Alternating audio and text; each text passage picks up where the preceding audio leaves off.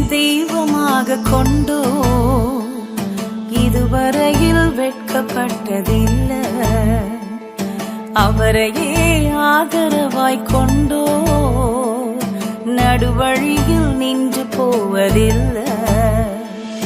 வேண்டும் போதெல்லாம் என் பதிலானாரே, வாழ்க்கை முழுவதும் என் துணையானாரே. ஜெபிக்கும்